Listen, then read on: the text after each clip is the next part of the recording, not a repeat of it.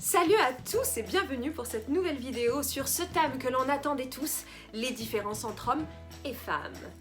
En effet, depuis que les femmes sont considérées enfin comme l'égale de l'homme, de nombreuses questions subsistent. Y a-t-il de vraies différences? Y a-t-il de vrais points forts chez l'un ou chez l'autre? C'est vrai après tout, entre les idées reçues et tout ce qu'on raconte, les femmes pleurent plus? Les hommes seraient meilleurs en maths? Après avoir écrit sur la théorie de la relativité, d'aucun gratin scientifique.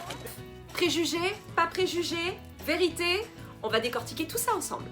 S'il est évident que le contexte social et notre éducation vont jouer un rôle extrêmement important sur notre façon de nous comporter et notre caractère, il y a malgré tout des différences entre les hommes et les femmes qui se révèlent être génétiques, biologiques et contre lesquelles nous ne pouvons donc rien faire.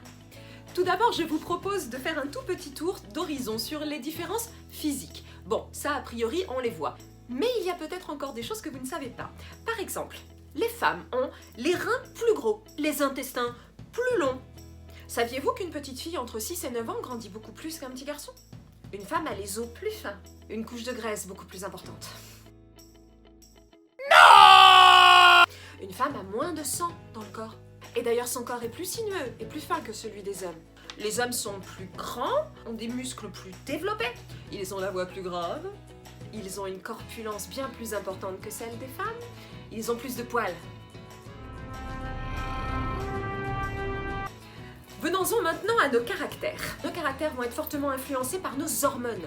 Même si le cerveau des femmes est plus petit, figurez-vous que sa performance est égale à celle de l'homme. Donc non, tout de suite on ne fanfaronne pas. Cependant, nos deux cerveaux ne fonctionnent pas de la même façon et sont fortement influencés par nos hormones. Hormone mâle dit testostérone, hormone femme, max d'œstrogène. Tous nos caractères sont modifiés, comme je vous le disais, par notre société et façonnés par notre éducation.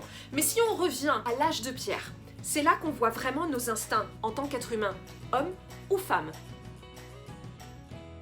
On va voir que les femmes sont naturellement plus douces, plus sensibles, plus sentimentales, instinctivement plus maternelles.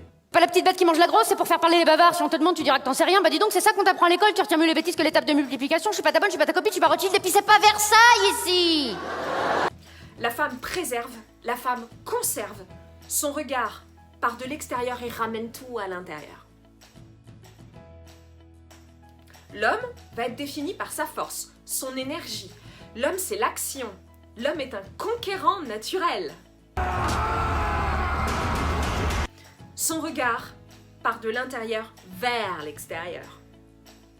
Déjà, rien que si on s'en tient à ça, ça explique pas mal de choses sur nos comportements. Et d'ailleurs, il suffit de repartir à la base génétique. Si on prend le spermatozoïde, regardez, un spermatozoïde part dès le départ en compétition. Ils sont des milliards à vouloir atteindre le Graal. Donc ils font une course folle, un très long voyage semé d'embûches, pendant que l'ovule féminine attend simplement, pleine de réserve, de se laisser glisser pour accueillir le vainqueur.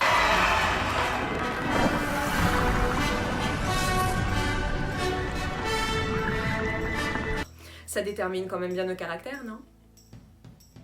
Alors là, je vous entends d'ici. Oui, mais elle dit n'importe quoi. Moi d'abord, je suis pas que tous. Et puis, en vrai, c'est moi la conquérante du couple. Ou le mec dire, attends, d'où elle dit, moi je suis pas sensible, ou voilà.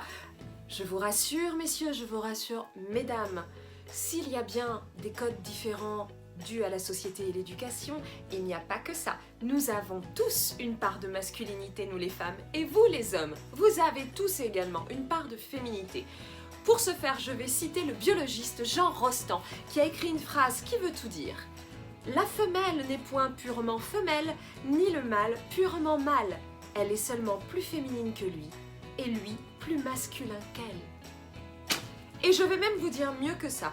Est-ce que vous saviez que les hommes détiennent 1/6 d'hormones féminines et les femmes 1/3 d'hormones masculines? Ça donne à réfléchir ça aussi, hein?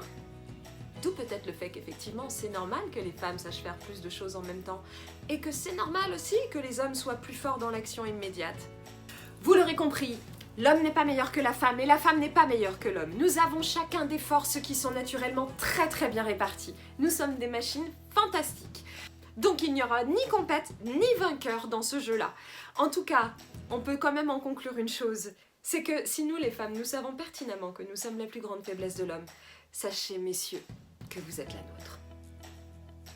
La semaine prochaine, on continuera notre voyage à travers les différences hommes-femmes, mais cette fois-ci au sein du couple.